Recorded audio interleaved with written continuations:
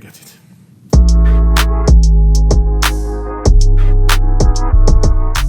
Welcome to another video.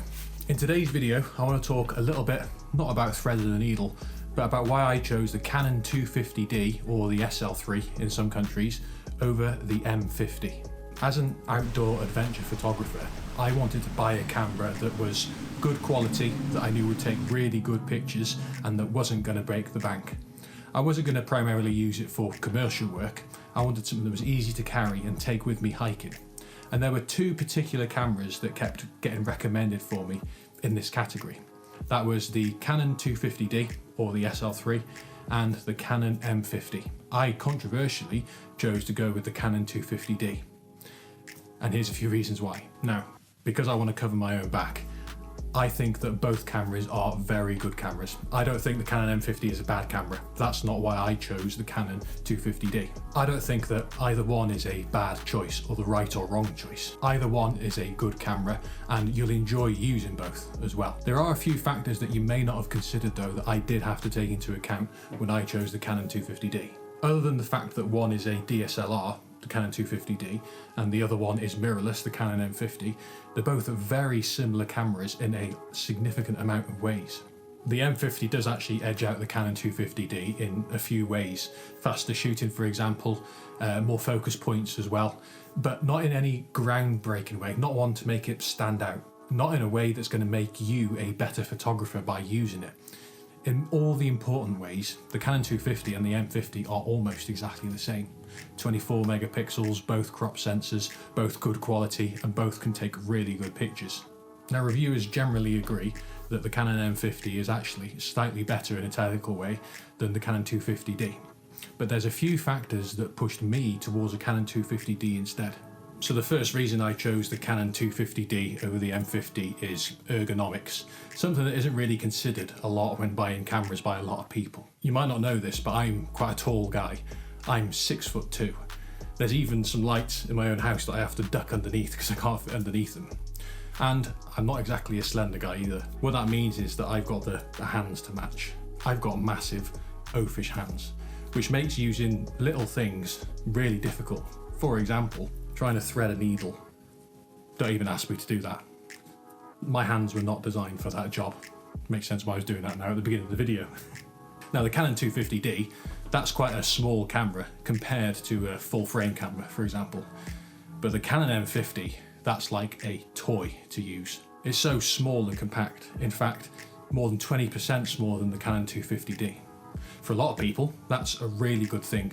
It's light, it's compact, it's discreet, good things for a lot of reasons for photographers. But if you struggle to use small buttons that are close together, then that can be a real pain in the backside. When I held the Canon M50, it felt like a toy in my hands. I could barely touch the buttons, I couldn't control things easily. What that meant was that taking pictures with it was actually quite a chore. Usability with a camera is something that's quite often overlooked when you're searching for a new camera to buy. Remember, technical superiority is only an advantage if you can use the thing properly. If you can't use it comfortably and properly, then it's not really an advantage at all. The Canon 250D is very comfortable for me to use, even though it's still a small camera. The buttons aren't so close that I accidentally press two buttons at once. I can use it really quickly and easily, even with my fat sausage fingers. And I do think that that sort of thing does actually make you a better photographer, because you can concentrate on nailing your shot then, rather than just trying to use a camera that doesn't feel comfortable in your hands. Second reason that I chose the Canon 250D is the lens range. Now, the Canon 250D and the M50 both have very good lenses available for them. However, there is a big difference between the two cameras that is worth considering when you're buying them. The M50 natively takes the EFM range of lenses. They're very good lenses, they're sharp, they're lightweight, easy to carry and use.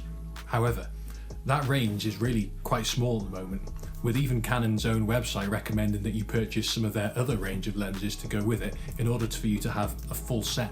Now, in order to use those other lenses, you actually need to buy an adapter to fit on the front of your Canon M50 so that you can attach the other lenses to it. That means an added cost, an added thing that could break or go wrong, and added weight to carry as well, which almost negates that particular advantage of being a smaller and lighter camera.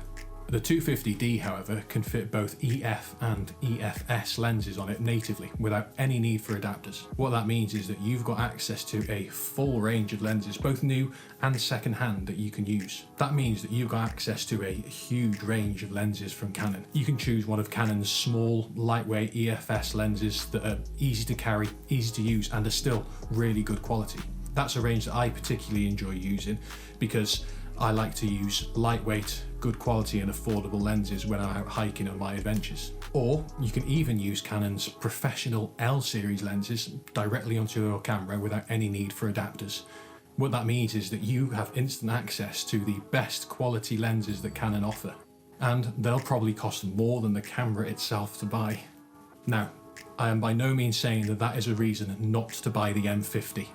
You can still use those lenses with the M50 if you buy the adapter. All I'm saying is that it's a factor that's worth considering when you are making your decision. The third reason is the battery life. Now, this final reason is probably the least important reason because you can just buy more spare batteries. Reviewers generally agree that the Canon M50's battery life is woeful. In fact, according to Versys.com, the M50 can take less than a quarter of the shots of the 250D on one single battery charge. This is likely because it's a smaller battery to fit into the smaller body, and because it's a mirrorless camera, it uses an electronic viewfinder, which drains the battery much quicker than an optical viewfinder, because an optical viewfinder doesn't use electricity at all. As I said, that is less of a factor than the other two reasons, because you can just carry and buy more lenses. But when you're hiking and you're out and about, I don't want to be thinking too much about changing batteries all the time and carrying more batteries. In fact, if you wanted to have the same amount of charge, according to Versys.com, you would need 4 times more spare batteries than you would with a Canon 250D. For me, I want to concentrate on taking pictures and getting video, not on changing batteries all the time. In fact, I can quite often go a whole day of filming and taking pictures hybridly with my Canon 250D, as I quite often do, without changing the battery once. It lasts such a long time. So there you have it. Really short video, but one that I've been meaning to make for a while because a few people asked me why it is that I chose the Canon 250D. As I said at the beginning, both are very good cameras. The Canon M50 is a good camera, the Canon 250D is a good camera. If you've already got a Canon M50, then don't go out and swap it. You've got a very good camera that you can use and enjoy. If you can think of any factors that I haven't considered, I'd love to hear about it in the comments. Something with the M50 or the 250D. I always love hearing from people. If you want to see what the 250D is capable of, then check out my personal portfolio on my website, joshuapeg.com. All the pictures on there are my own pictures that I've taken so far with the 250D. You can also follow me on Instagram as well to see some other pictures I've taken. My handle is @thejoshuapeg. If you want to see how I use the Canon 250D to get this portfolio picture behind me, then watch this video here. And if affordable adventure photography is your sort of thing, then click on my face. I'll see you in the next one. Yes! I did it.